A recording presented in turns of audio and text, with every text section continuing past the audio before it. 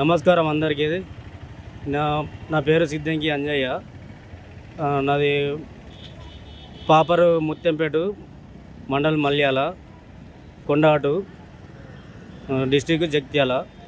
అయితే నేను ఇట్లా బతుకమ్మ పువ్వు అని ఈ తంగడి పువ్వు, గునుక పువ్వు, టేకు పువ్వు ఇవన్నీ పండుగప్పుడల్లా అమ్ముతూ ఉంటా.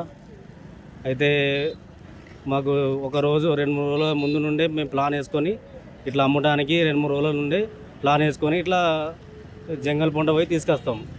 దబన మాకు అంతా జంగల్లో పట్టేంత పురుగుబూసి ఉంటుంది.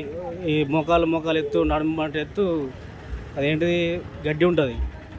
అయితే మేము తీసుకొని వచ్చి మళ్ళీ బస్కిరాలు పెట్టుకొని వచ్చి ఈ కరీంనగర్ కానీ, జగిత్యాల కానీ, వెమ్లవాడ కానీ తీసుకొచ్చి ఉంటుంది. పండుగప్పుడల్లా ఎక్కడ పండుగ అయితే అక్కడికి తీసుకొచ్చి ఉంటుంది.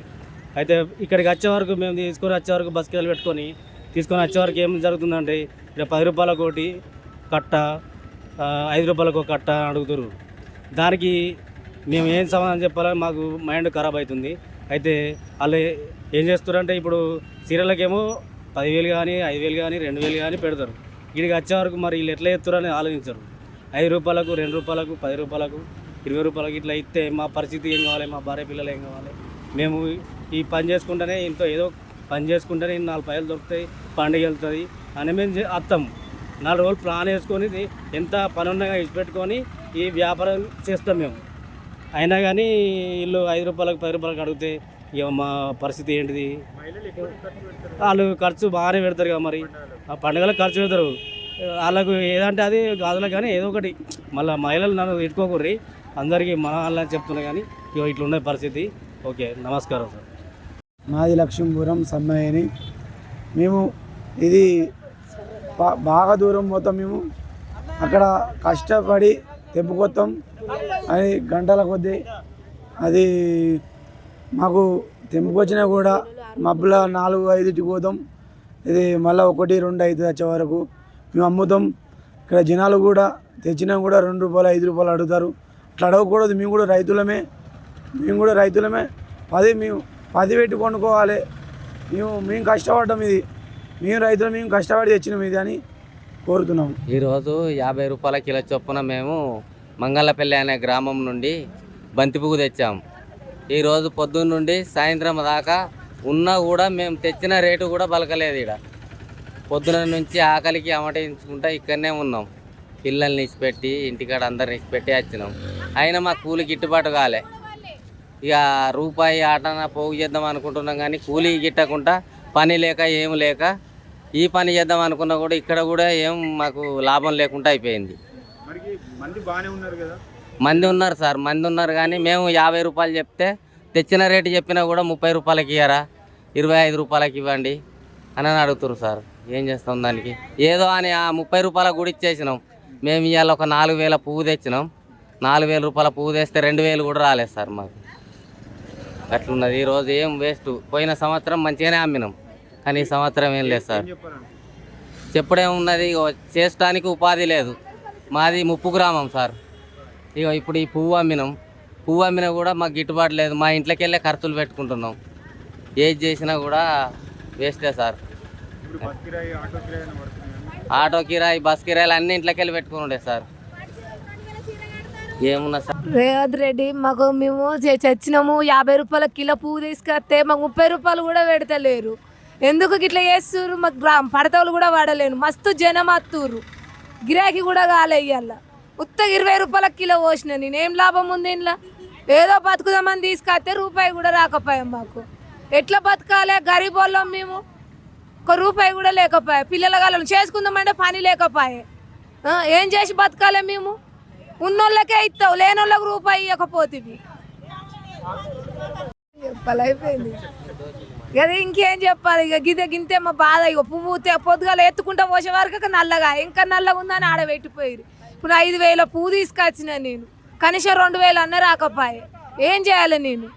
ఎట్లా చేయాలి?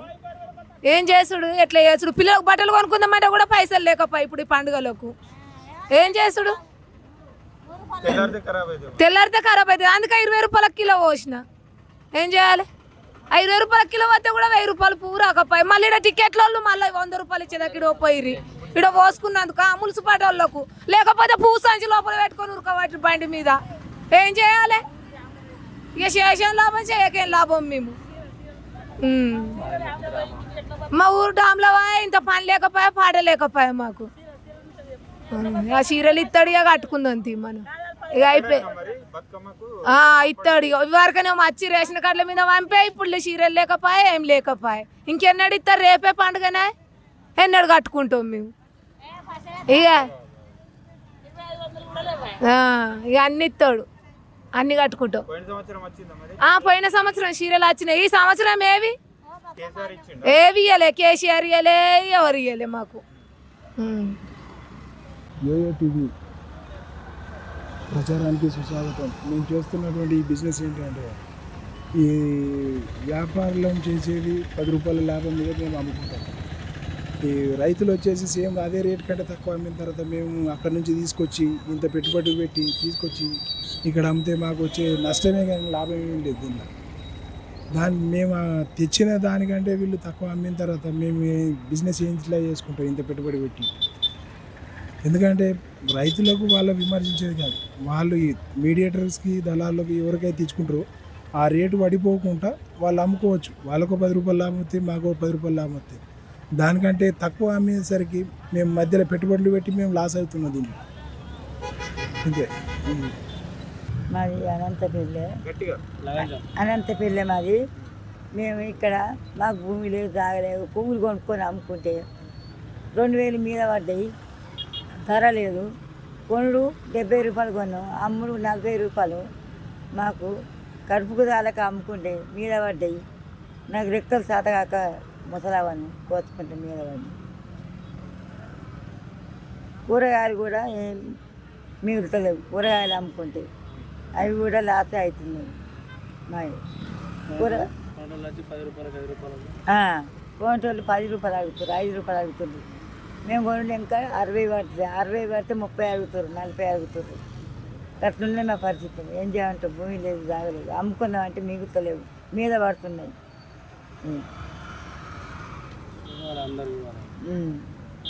అట్లున్నాయి మా పరిస్థితి. ఏం చేస్తాం, చేసుకుందామంటే భూమి లేపాలి, జాగ లేపాలి. కైకిలు ఇవి అమ్ముకొని బతుకుతామన్నా మీద పడుతున్నాయి, లాస్ అవుతున్నాయి. పువ్వులు పట్టుకొచ్చినావు, అందరూ భార్యగాళ్ళే బాగున్నారు. మాకు గిట్టుబాటు లేదు రైతులకు. బగ్గ తెచ్చిర్రు మాకు, ఇక అమ్మ కూడా చేస్తుర్రు. రేటు 40, 50 కేజీకి. బంతి పువ్వులు 40, 50. 12 గునుగు కట్టలు 10, 12 పోతున్నాయి. పడతలేదు, రేటు పడతలేదు. జంగలకు పోయి తెంపుకొస్తే 3-4 రోజుల నుండి కష్టపడి తెంపుకొస్తే ఈ పువ్వుకి 200 కూడా రావట్లేదు. మాకు ఈ పువ్వు గిట్టుబాటే లేదు ఈసారి. ఎప్పుడైనా తెంపుకొస్తే 500 వచ్చినాయి, కానీ ఇప్పుడైతే మొత్తం ఘోరంగా ఉంది. ఎంత పువ్వు తెంపుకొచ్చినా కొని అమ్ముతున్నా నేను. అందులో కూడా లాభం లేదు, లాస్ ఏ ఉంది తప్ప చేసి కూడా వేస్ట్ అనిపిస్తుంది. ఇది అసలు అమ్ముడు వద్దన్న భయమే ఎక్కువ ఉంది.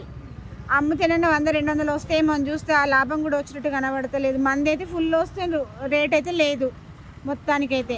అసలు ఇది ఏంది రేపు సద్దుల బతుకమ్మ అని తీసుకొచ్చిన కర్మానికి ఇట్లుంది మాకైతే పరిస్థితి. ఎక్కడ చూసినా ఎంత పువ్వు అంతా మొత్తం అందరూ మిగిలిపోయే ఉంది. ఎవ్వరు వచ్చుడు అడుగుడు వెళ్ళిపోవడు తప్ప కొనడమే లేదు. 10 రూపాయలు కూడా గిట్టుబాటు లేదు. మస్తు కష్టంగా బతుకుతున్నాం మేమైతే.